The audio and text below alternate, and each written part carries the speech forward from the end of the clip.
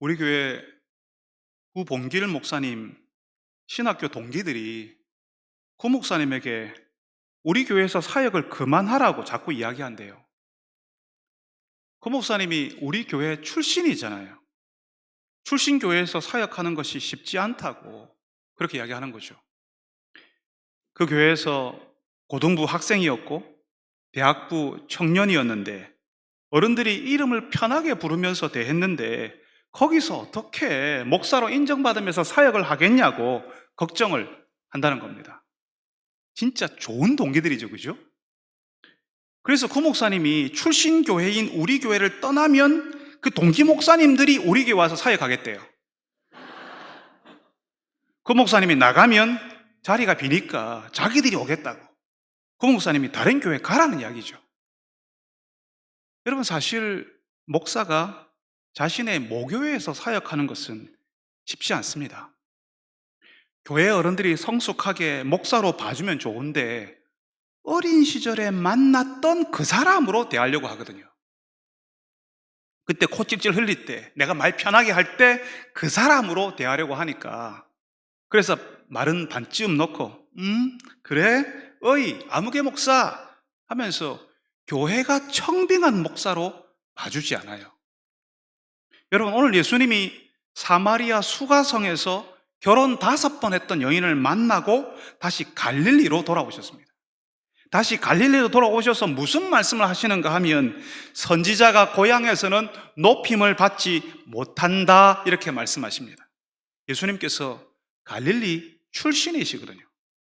제가 설교를 시작하면서 말씀드린 것처럼 출신 교회에서 사역자가 그 권위를 인정받으면서 사역하기 힘들고요, 하나님께서 세우신 선지자도 고향에서는 별로 대접받지 못합니다.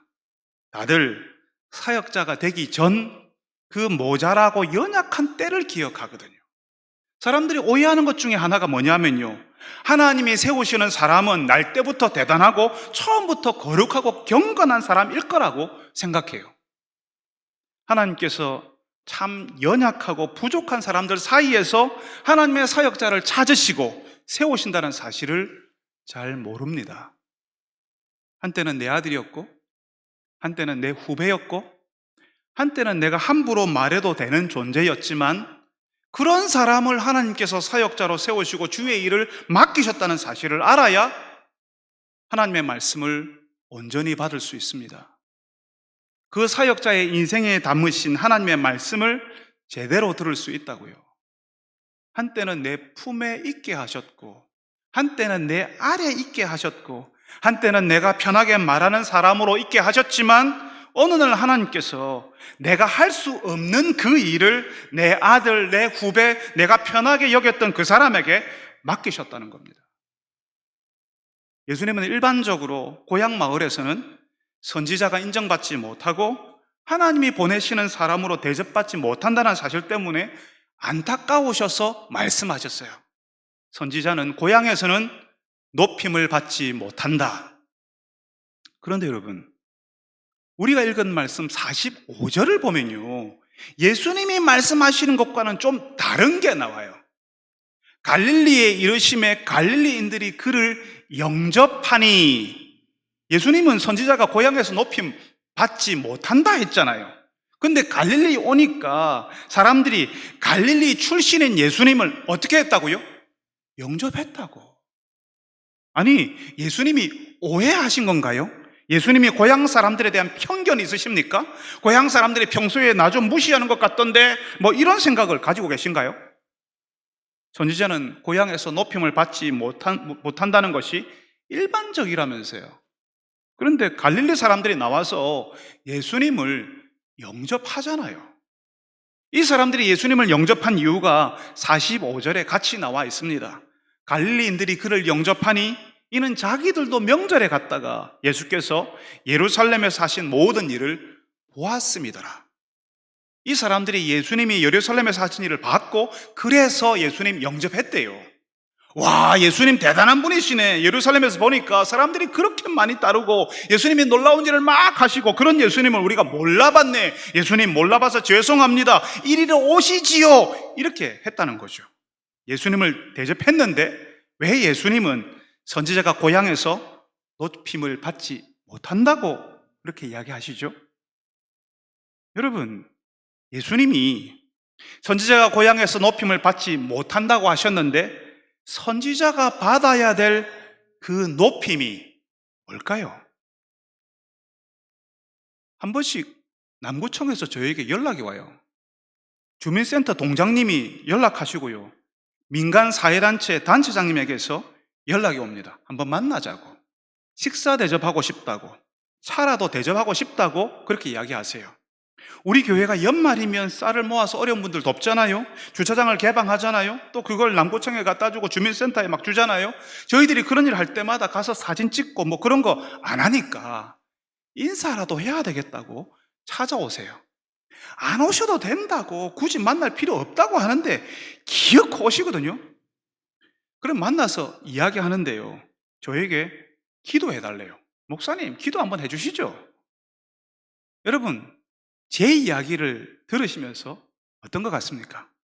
이 지역의 여러 단체장들이 저에게 예의 바르게 대해주시고 기도도 해달라고 하시니까 감사하지 않습니까? 저를 잘 대해주셨어요. 그런데 이분들이 목사의 기도를 받고 교회 다니기 시작했을까요? 제가 믿는 그 예수님 같이 믿겠다고 했을까요? 목사님 기도 한번 해주시죠 하는 그 말은 그분들의 신앙이 아니라 저에게 보여주는 예의예요. 노래 잘하는 사람이 있으면 노래 한번 해보세요, 노래 한번 이렇게 하거나, 뭔가 손재주 있는 사람 만나면 그거 한번 보여주세요 이렇게 해서 그분 어깨를 으쓱하게 만들어주는, 그냥 인정해주는 말, 그야말로 오랜 사회생활에서 터득했던 칭찬의 방식이라고요. 그렇다면 여러분, 예수님을 영접했다는 그 갈릴리 사람들은 예수님 믿었을까요? 아니면 방금 제가 말씀드렸던 오랜 사회생활에서 터득했던 그 칭찬, 접대 뭐 그런 걸 받았을까요? 네. 와, 예수님 대단하시네요, 우리가 예수님 몰라봤습니다 하는 그런 접대를 받으신 겁니다. 그런데 하나님께서 보내시는 선지자는 뭘 원할까요? 그 선지자를 기쁘게 하는 게 뭘까요? 하나님께로부터 받았던 그 말씀을 그 선지자가 가슴에 품고 그 말씀을, 하나님의 그 말씀을 사람들이 받아들이는 거예요. 그 말씀을 받고 하나님께로 오는 거예요. 예수님의 말씀을 듣고 예수 믿는 사람, 예수님 따르는 사람 되는 것이 예수님을 진짜로 정말로 높이는 거라고요. 여러분, 우리가요, 갈릴리 사람들이 예수님 영접한 것을 마치 예수님이 좋아하실 거라는 오해를 해요. 예수님이 대접받았네, 예수님을 높여줬네, 이렇게 생각한다고요. 여러분, 교회에 사람들이 많은 것을 예수님이 좋아하실까요? 네, 우리는 좋아합니다. 사람 수가 힘이라고 생각하거든요. 우리 수가 많으면 다른 사람들이 대단하다고 인정해 주거든요. 바깥 단체에서 우리 교회 오시면요, 저에게 꼭 우리 교회 성도 수가 얼마인지 물어봐요. 그 수가 우리의 규모를 짐작해 하고 그 수가 우리 힘이 되는지를, 얼마나 되는지를 가늠하게 만들거든요. 그런데 예수님은 뭘 기대하신다고요? 예수님은 우리가 예수님을 믿고 따르는 것을 원하세요. 사람 수가 많아지는 것을 좋아하는 것이 아니라 예수 믿는 사람이 많아지고 예배자가 많아지고 예수님처럼 살려고 하는 예수 제자 많아지는 것을 좋아하신다고요. 우리가 예수님을 진심으로 믿고 따르는 그것이 예수님을 높이는 거예요. 예전에 우리가 그런 경향을 가졌거든요. 어떤 교회는 설립된 지 3년 만에 몇 명이 모였대. 저 교회는 성도가 수천 명이래. 그 수가 많으면 하나님이 인정하시고 하나님이 특별히 사랑하시는 것이라고 해석하는 경향이 있었어요. 그럴 수도 있죠. 그렇지만 아닐 수도 있어요. 예수님을 높이는 게 뭐라고요? 예수님을 믿고 따르는 거라고요.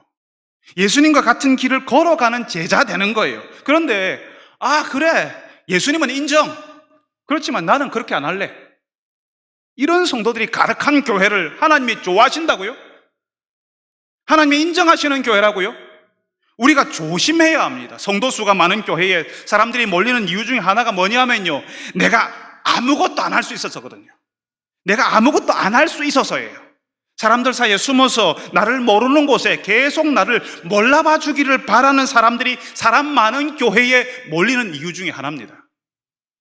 여러분, 예수님을 알고 그 예수님을 믿고 따르는 것이 예수님을 높이는 거라고요.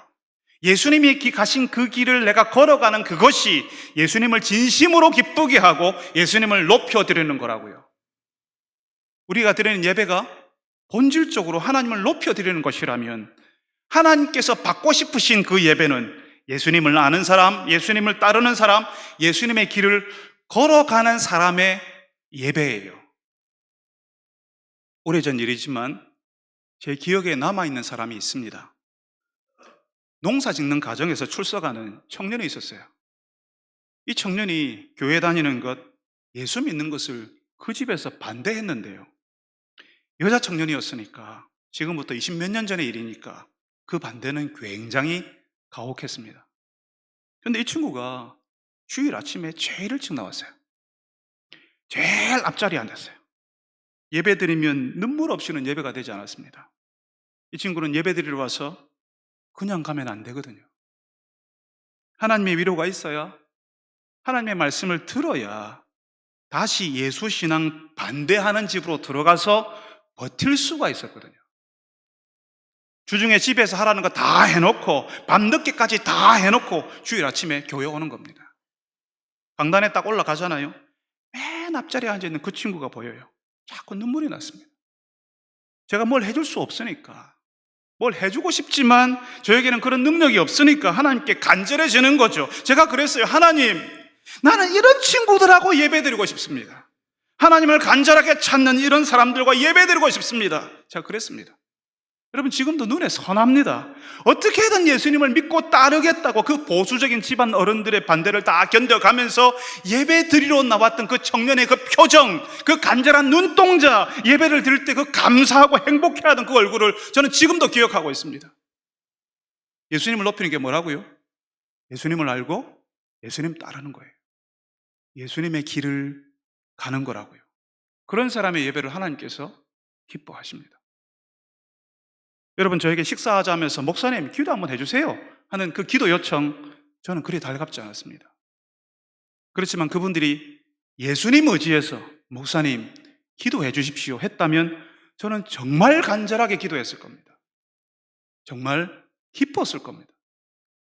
여러분, 갈릴리 사람들이 예수님 영접한 것은 예수님을 높인 게 아니에요. 그냥 대접이었어요. 우리가 자칫하면 갈릴리 사람의 방식으로 예수님을 대접하고만 있을지도 모릅니다. 내가 앉아 있어 줬잖아. 1시간이나 내가 여기 있잖아. 내가 설교도 들어주고 노래도 들어주고 기도도 다 들어주잖아. 예수님은 그게 아니라 예수 믿는 것을 원하세요. 우리가 예수님을 따라 예수님이 걸어간 그 길 걷는 사람 되기를 원하십니다. 그게 예수님을 높이는 거예요. 사랑하는 여러분들이 예수님을 높이는 사람 되기를 바랍니다. 예수님을 높이는 사람에게 찾아오는 그 감사, 그 감동을 경험하는 분들이 되시기를 바랍니다. 이제 예수님이 갈릴리 가나에 오셨어요. 여기는 예수님이 물을 포도주로 만든 곳이었죠. 예수님이 오셔서 이제 잔치의 날이 되게 하시겠다, 예수님을 믿고 따르는 사람의 인생이 잔치와 같은 인생이 되게 해 주시겠다는 표시로 물을 포도주로 만들었다고 제가 이전에 말씀드렸죠. 여러분, 제가 그렇게 이야기했습니다. 믿으세요. 바로 그 동네에 오셨어요. 근데 거기에 누가 찾아왔지요? 오늘 말씀에는 왕의 신하가 예수님을 찾아왔다고 합니다. 여러분, 예수님 당시에 갈릴리는 새롭게 개발되는 신도시 같은 곳이었어요. 우리가 갈릴리라고 알고 있는 그 큰 호수도 이름이 디베리아라고 바뀌었거든요. 티베리우스 황제를 기리겠다고, 티베리우스 황제를 기리겠다고 디베리아 호수라고 불렀어요.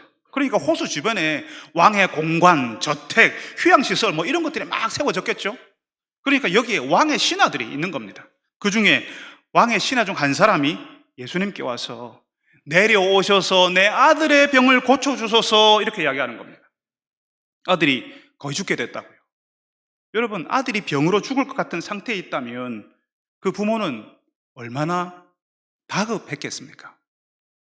왕의 신하는 정말 놀랍게도 예수님이 내 아들의 병을 고칠 수 있겠다고 믿었어요. 누가 예수님이 갈릴리 가나에 계시는데 예수님이라면 그런 아들의 병을 고칠 수 있지, 당신의 아들 그 병을 고칠 수 있지, 그렇게 했겠죠. 그러니까 예수님이 다른 곳으로 가시기 전에 정말 급하게 와서 예수님께 부탁했을 겁니다. 내려오셔서 내 아들의 병을 고쳐주십시오. 여러분, 지금 이 아버지는 아들의 병 때문에 뭐라도 다 할 기세예요. 그러니까 예수님을 급하게 찾아왔잖아요. 그런데 여러분, 급하면, 간절하면 예수님이 시키는 대로 우리가 다 하겠습니다, 뭐라도 하겠습니다, 이렇게 하게 될까요? 예수님 하라는 대로 내가 다 할게요, 그럴까요? 아닙니다. 급하고 간절해지면요, 내가 그 손목을 콱 낚아채가지고 내가 원하는 곳으로 막 데리고 가려고 해요. 예수님께 왔지만, 예수님이 아들 병을 고쳐주신다고 믿고 찾아왔지만 어떻게 한다고요? 내가 원하는 대로, 내가 생각하는 대로 예수님을 내가 이끌고 간다고요. 여러분, 예전에 저에게 자신의 고민을 털어놓던 분이 계셨어요. 남편이 같이 예수 믿기를 원하는데, 남편과 같이 예수 믿기를 바라는데, 그래서 40일 새벽기도 작정하고 기도했다는 거죠. 근데 그 40일이 지났는데 아무런 응답이 없고, 여전히 남편은 변할 기미도 보이지 않는다고 너무 실망스럽다고 했어요. 너무 간절하니까, 너무 급하니까 어떻게 한다고요? 하나님이 원하시는 대로, 하나님의 방법대로 하나님 해결해 주십시오, 이렇게 하지 않는다니까요. 내가 막 하나님의 손목을 이끌어요. 하나님 이렇게 여기요, 이 사람을 40일 안에 바꿔주시는 거예요. 아셨죠? 우리는 예수님이 남편을 변화시킬 수 있는 분이라는 사실을 알아요. 그런데 문제가 뭐냐 하면 내가 원하는 방식으로 해달라는 거예요. 이미 내 머릿속에 그려둔 그림이 있어요. 내가 상상하는 대로, 내가 생각해뒀던 그대로 하나님이 해주시기만 하면 됩니다, 이러는 거죠. 하나님 아셨죠? 40일 안에 남편 변화시켜 주옵소서. 여러분, 이 왕의 신하도요, 예수님께 어떻게 요청하는지 보세요. 내려오셔서 내 아들의 병을 고쳐주소서. 갈릴리 가나에 계신 예수님께 가버나움으로 와서 아들의 병을 위해서 병을 고쳐달라고 부탁을 하는데요, 근데 이 아버지의 생각은 예수님이 직접 가서 아들의 머리에 손이라도 얹고 안수기도를 해야 아들이 살 수 있다라고 생각하는 겁니다. 많은 사람들이 그런 식으로 생각했고 지금도 상상을 해요. 그렇게 하면 되지, 예수님이 그렇게 해주시면 내 아들 고칠 수 있겠네 라고 자기가 계산하고 자기가 다 판단해놓고 예수님께 그렇게 하라고 이야기하는 겁니다. 근데 예수님이 뭐라고 하세요?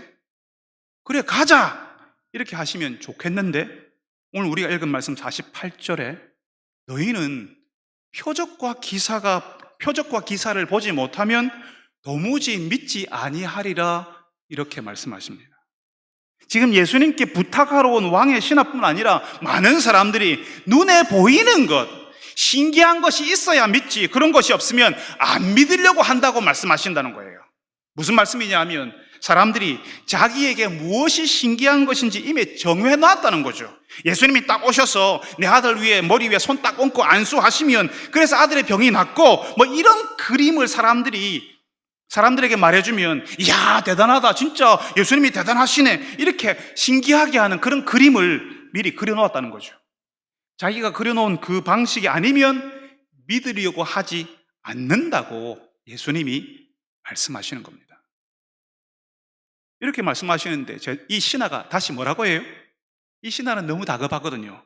제가 말씀드렸죠, 다급할수록, 간절할수록 예수님이 아니라 우리가 하고 싶은 대로 하려고 한다고요. 예수님 해주십시오, 예수님께 다 맡깁니다, 이러지 않아요.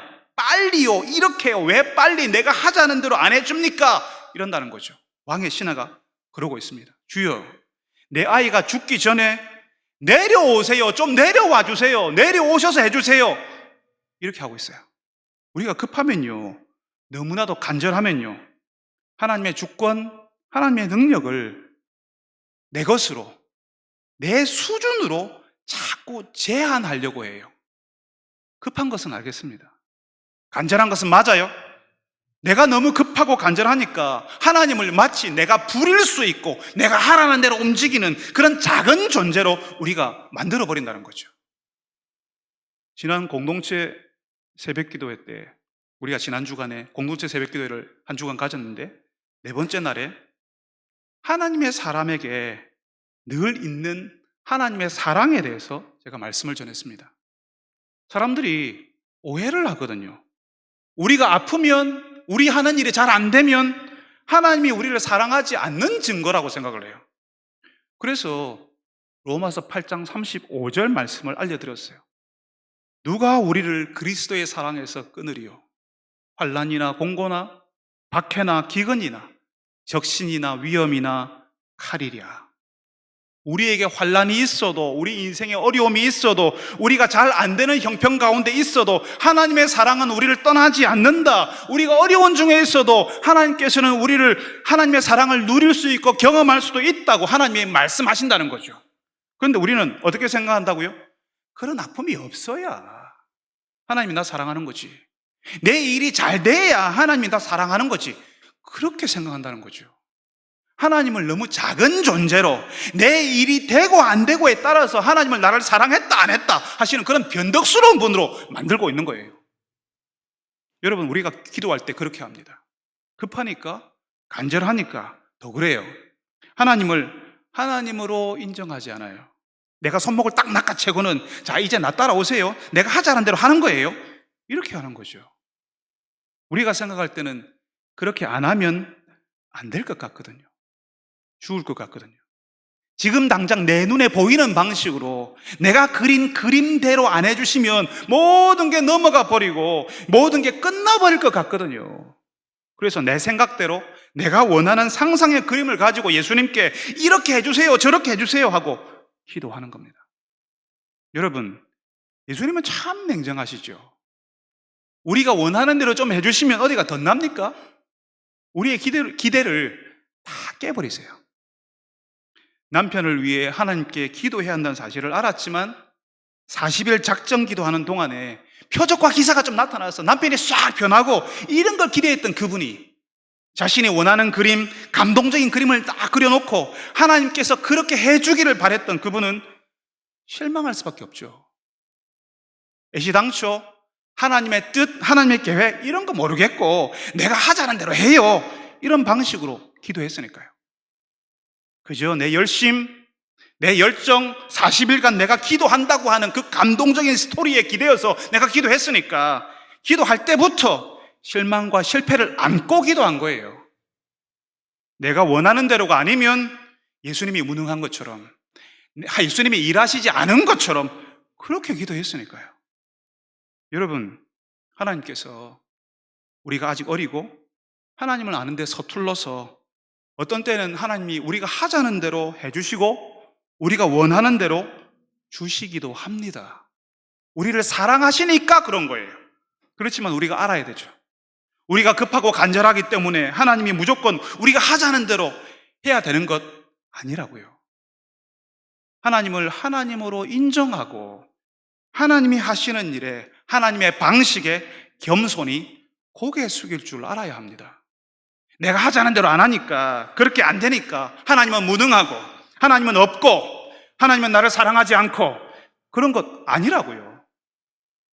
사랑하는 여러분들이 간절할수록, 다급할수록 하나님이 해주시기를, 하나님의 그 깊으신 사랑을 깨닫게 되기를 구하는 분들이 되시기를 바랍니다. 하나님이 하실 일을 내가 정해놓고 내가 하자는 대로 하시라고 강요하는 신앙이 아니라 하나님이 하실 일을 알게 해달라고, 하나님이 하시는 그 일에 순종하게 해달라고 기도하는 분들이 되시기를 바랍니다. 여러분, 우리는 기도하면서 벌써 내 마음에 감동적인 그림을 그려놓고 있다고 말씀드렸어요. 예수님이 이렇게만 하시면 나도 좋고, 예수님이 이렇게 해주셨다고 나도 사람들에게 감동적으로 말할 수도 있고, 누이 좋고 매부 좋고 도랑치고 가지 잡고 하나님 이거 다 좋은 거 아닙니까? 이런 방식으로 기도한다고요.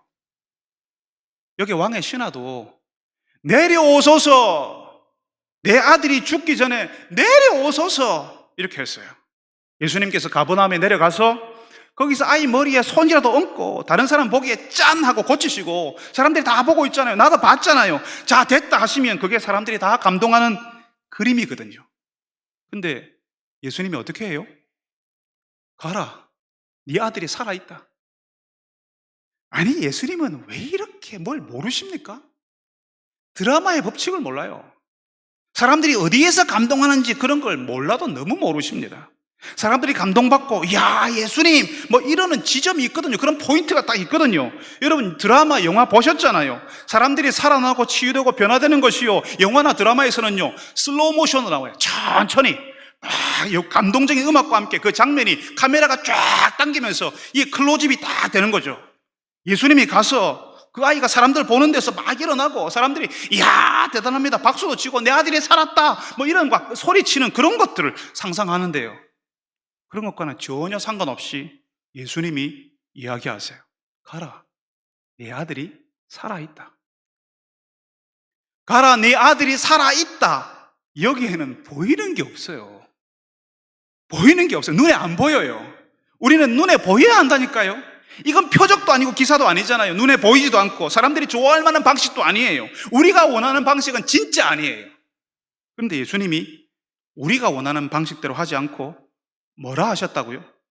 가라, 내 아들이 살아있다. 어쩌겠어요. 눈으로 보지 못했지만 예수님이 살아있다고 하니까, 그래서 가라고 하시니까 믿고 갈 수밖에요. 그래서 집으로 가는데 누구를 만났어요? 자신의 집에서 오는 종들을 만났습니다. 그 종들이 그러는 거죠. 아들이 살아있습니다. 이 종들은 그 아들이 갑자기 병세가 호전되고 좋아지니까 그 이유를 몰랐을 거예요. 그냥 빨리 주인에게 가서 알려야 한다고 생각했겠죠. 그 좋아진 이유가 예수님 때문이라는 사실을 절대로 알 수가 없습니다. 어떻게 좋아질 때가 됐으니까 좋아진 거지, 원래 그 병은 죽을 듯이 열이 났다가 그냥 가라앉는 거지, 그렇게 생각했겠죠. 그렇게 생각할 수밖에 없어요. 그런데 이 종들도 누구를 만났어요? 주인을 만났어요. 예수님 이야기를 들었던 그 주인이 종들에게 언제부터 낫기 시작했냐 이렇게 물었을 때 그 종들도 그 주인의 아들이 왜 좋아졌는지, 어떻게 좋아졌는지를 알게 된 거죠. 이 아버지도 종들의 이야기를 듣고는 예수님이 말씀하셨던 그 시간에, 눈으로 보지 못했어요. 그렇지만 예수님이 말씀하셨던 그 시간에 아들이 살아났다는 사실을 알았습니다. 놀랐죠. 다들 놀랐습니다. 내가 그린 그림이 아니었어요. 내가 상상하는 건 이런 거 아니었어요. 그렇지만 내 생각을 넘어서 나에게서는 나올 수 없는 방식으로 예수님께서 아들을 살리시는 겁니다. 그리고 이 가정 어떻게 해요? 53절 말씀에 네 아들이 살아있다 말씀하신 그때인 줄 알고 자기와 온 집안이 믿으니라. 이미 이 아버지는 가라, 네 아들이 살아있다 하시는 예수님의 말씀만 믿고 갈 수밖에 없었다 했죠. 눈으로 보지 못했지만 믿고 갈 수밖에 없었어요. 근데 가서 보니까 정말 예수님의 말씀대로 살아난 거죠. 눈에 보이진 않았지만, 내가 원하는 대로가 아니었지만 예수님의 말씀대로 아들이 살아났다고요. 그러니까 왕의 신하와 온 집안이 예수님을 믿었다고 합니다. 예수님을 진짜로 높이는 사람들이 된 거죠. 여러분, 예수님께서 우리에게 이 말씀을 주셔서, 이 말씀을 읽게 하셔서 우리의 믿음이 무엇을 의지해야 하는지를 알려주십니다. 오늘 말씀에 나오는 왕의 신하는 눈으로 보는 신기한 일을 기대하는 그 신앙에서 예수님의 말씀, 예수님이 말씀하시면 그대로 된다는 사실을 믿는 신앙으로 변화되는 것을 경험하는 거예요. 여러분, 이게 쉽지 않습니다. 교회 다니는 수많은 사람들이 눈으로 보이는 신기한 일, 그것도 내가 기대하는 대로, 내가 상상하는 대로 하나님께서 일하시기를 바라는 신앙을 가지고 있거든요. 제가 만나는 성도 가운데 우울증으로 힘들어하는 분이 계세요. 가정에 문제 있는 아들 때문에 기도해달라고 찾아오시기도 합니다. 남편과 불화 가운데 있는 아내도 있어요.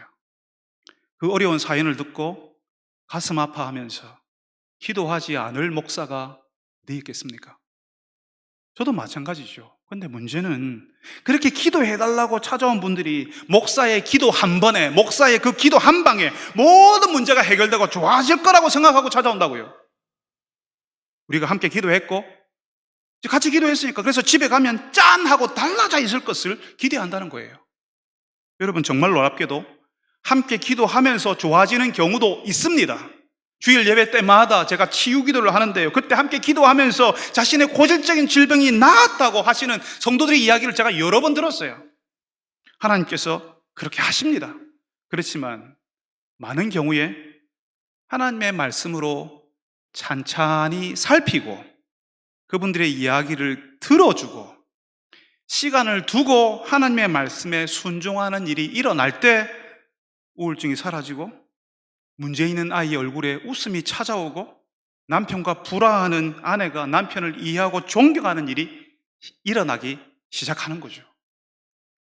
여러분, 내 기대대로 내 방식대로 이루어지기를 바라면요, 늘 실망입니다. 늘 기도하는 대로 안 되고요. 그래서 하나님이 원망스럽죠. 그렇게 기도하면, 그런 방식으로 기도하면 이미 실패, 실망을 안고 기도하는 거라니까요. 하나님께서는 우리 손바닥 위에서 움직이시는 분이 아니에요. 하나님께 다 맡겨보세요. 시간이 걸리겠지만 하나님의 말씀에 귀를 기울여 보세요. 하나님을 알려고 해보세요. 그럴 때 우리가 좋아지고 달라지고 살아날 겁니다. 오늘 왕의 신하의 아들을 고치신 예수님께서는 병을 고치실 뿐 아니라 우리의 잘못된 믿음, 우리의 허황된 기대, 우리의 상상을 믿는 그 오해를 고쳐주시려고 해요. 눈에 보이는 것이 아니라 예수님 말씀에 귀를 기울이는 사람이 되기를 원하신다고 알려주십니다. 사랑하는 여러분들이 예수님을 의지하고 예수님께 맡기고 예수님의 말씀에 귀를 기울이는 분들이 되시기를 바랍니다. 그래서 예수님의 그 말씀이 나를 살아나게 하고 나와 우리 가정을 치유하시고 회복해 하시는 것을 경험하는 여러분들이 다 되시기를 바랍니다. 거룩하신 아버지 하나님, 우리는 너무 다급하고 너무 간절해서 하나님 좀 이렇게 좀 해주십시오, 하나님 저렇게 좀 안 되겠습니까? 하나님을 제한하고 하나님을 나의 수준으로 끌어내리고 하나님을 내 손바닥 위에 올려놓으려고 하는 그런 불신앙, 하나님을 하나님으로 인정하지 않는 방식으로 우리가 하나님을 대하였던 것을 고백합니다. 주님, 용서하시고 하나님의 말씀에 귀를 기울이며 하나님께서 어떤 분이신지를 알고 그 하나님께 우리의 전부를 의탁하며 맡기는 저희들이 되게 하여 주옵소서. 참으로 하나님을 높이는 자들이 되게 하여 주옵소서. 예수님의 이름으로 기도합니다.